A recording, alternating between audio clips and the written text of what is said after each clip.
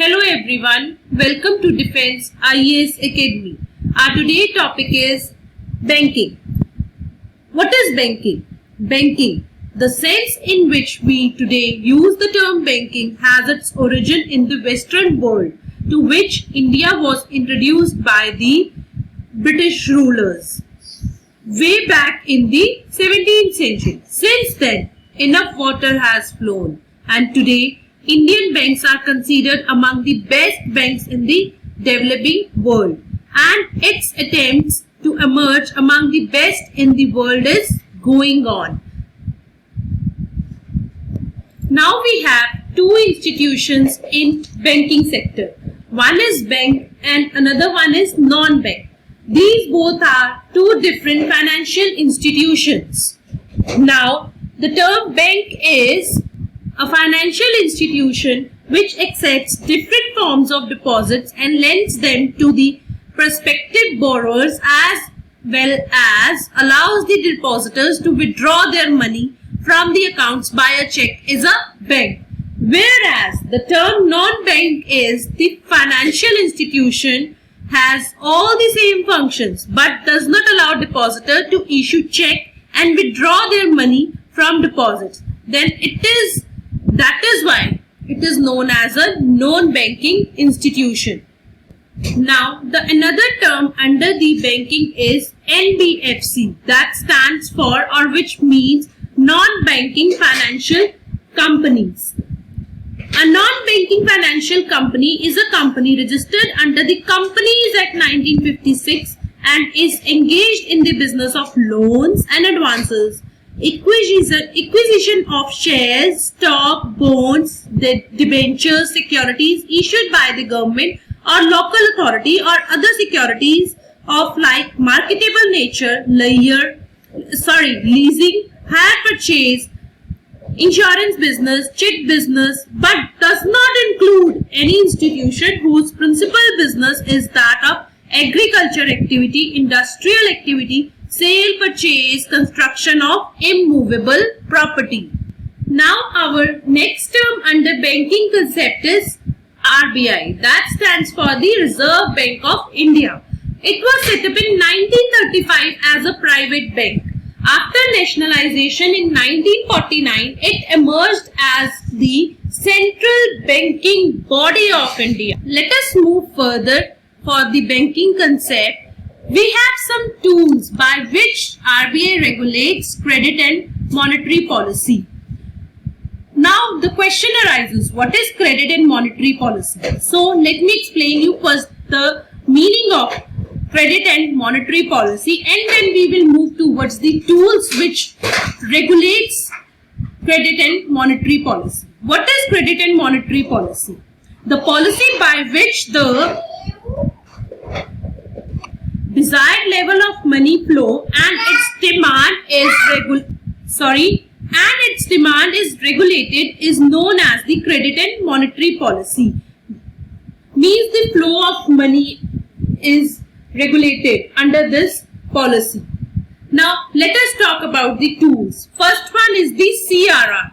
CRR stands for cash reserve ratio.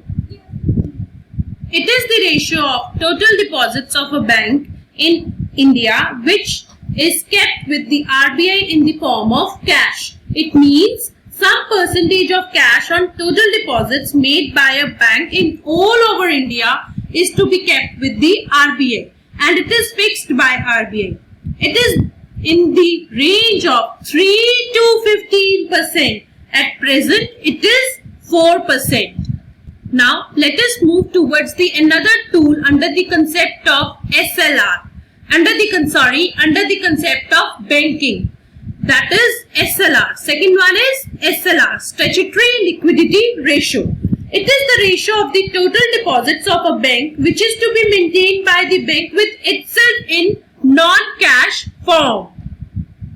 In simple words, we can say that it is also fixed by RBI, and it is also range from 25 to 40%. Non-cash form, we used the word non-cash form. Non-cash form can be of liquid cash, gold or other securities. It is basically the reserve requirement that banks are expected to keep before offering credit to the customers. Let us move further. The another tool under the banking concept is bank rate. It is the rate of interest which the RBI charges on its long-term lendings. The clients who borrow through these routes are clients we are having under this is GOI. GOI means Government of India, or state governments, or banks, or financial institutions, or cooperative banks. Now, let us move further. The fourth one tool is repo rate. The rate of interest the RBI charges from its clients on their short-term borrowing is the repo rate in India. This is the repo rate. Basically, this is an abbreviated form of the rate of free purchase, and in Western economies, it is known as rate of discount. Means in Western economies, repo rate is known as the rate of discount. Now, the next fifth one tool under the concept of banking is reserve repo rate. It is the rate of interest the RBI pay to its clients who offer short-term loan to it.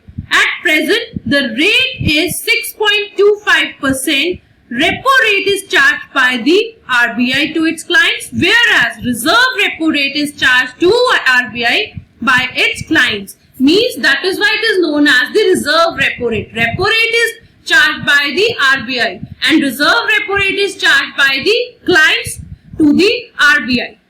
Another sixth one tool under the concept of banking is MSF, that stands for Marginal Standing Facility.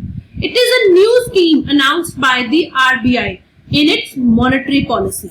In this scheme, banks can borrow overnight up to 1% of their net banking and time liabilities. Listen to the words. It is in this scheme, banks can borrow overnight up to 1% of their net banking and time liabilities from the RBI at the rate of interest of 1%, that is higher than the current repo rate.